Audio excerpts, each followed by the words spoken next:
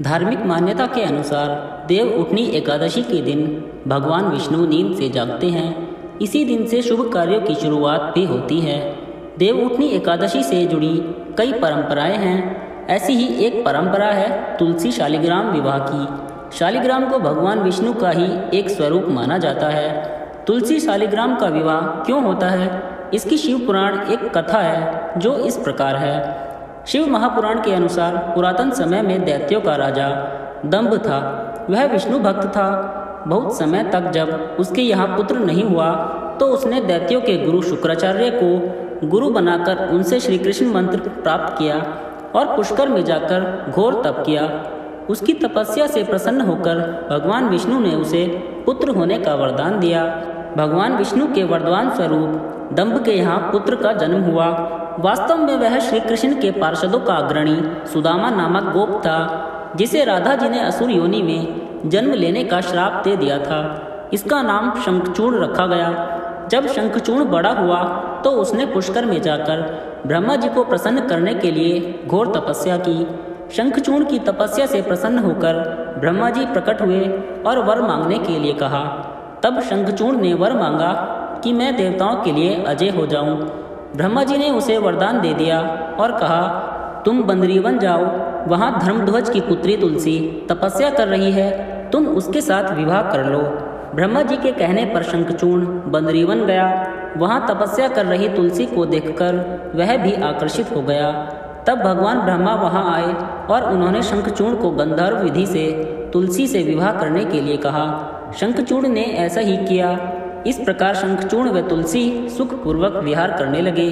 शंखचूर्ण बहुत वीर था। उसे वरदान था कि देवता भी उसे हरा नहीं पाएंगे। उसने अपने बल से देवताओं, असुरों, दानवों, राक्षसों, गंधर्वों, नागों, किन्नरों, मनुष्यों तथा त्रिलोकी के सभी प्राणियों पर विजय प्राप्त कर ली। उसके राज्य में सभी सुख थे। वह सदैव भगवान श्री कृष्ण की भक्ति में लीन रहता था। स्वर्ग के हाथ से निकल जाने पर देवता ब्रह्मा जी के पास गए और ब्रह्मा जी उन्हें लेकर भगवान विष्णु के पास गए। देवताओं की बात सुनकर भगवान विष्णु ने बोला कि शंखचूर्ण की मृत्यु भगवान शिव के त्रिशूल से निर्धारित है। यह जानकर सभी देवता भगवान शिव के पास आए।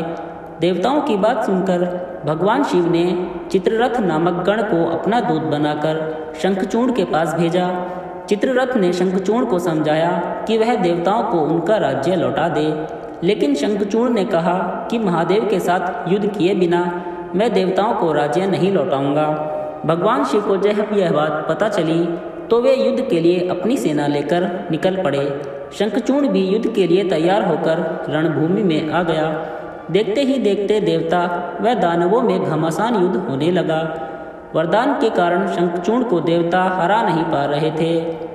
शंखचूर्ण और देवताओं का युद्ध सैकड़ों सालों तक चलता रहा। अंत में भगवान शिव ने शंखचूर्ण का वध करने के लिए जैसे ही अपना त्रिशूल उठाया, तभी आकाशवाणी हुई कि जब तक शंखचूर्ण के हाथ में श्री हरि का कवच है और इसकी पत्नी का सतीत्व अखंडित है, तब तक इसका वध संभव नहीं होगा। आकाशवाणी सुनकर भगवान विष्णु वृद्ध ब्राह्मण का रूप धारण कर शंखचूर्ण के पास गए और उससे श्रीहरि कवच दान में मांग लिया। शंखचूर्ण ने वह कवच बिना किसी संकोच के दान कर दिया। इसके बाद भगवान विष्णु शंखचूर्ण का रूप बनाकर तुलसी के पास गए। वहां जाकर शंखचूर्ण रूपी भगवान विष्णु ने तुलसी के महल के द्वार पर जाकर अपनी विजय होने की सूचना दी। यह सुनकर तुलसी बहुत प्रसन्न हुई और पति रूप में आए भगवान का पूजन किया व रमण किया। तुलसी का सतीत्व भंग होते ही भगवान शिव ने युद्ध में अपने त्रिशूल से शंखचूर्ण का वध कर दिया। कुछ समय बाद तुलसी को ज्ञात हुआ कि यह मेरे स्वामी नहीं हैं। तब भगवान अपने अमूल स्वरूप में आ गए। अपने साथ छल हुआ जानकर शंखचूर्ण की पत्नी रोने लगी।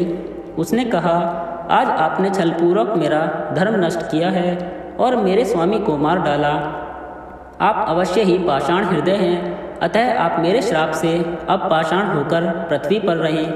तब भगवान विष्णु ने कहा, देवी, तुम मेरे लिए भारतवर्ष में रहकर बहुत दिनों तक तपस्या कर चुकी हो। अब तुम इस शरीर का त्याग करके दिव्य देह धारण कर मेरे साथ आनंद से रहो।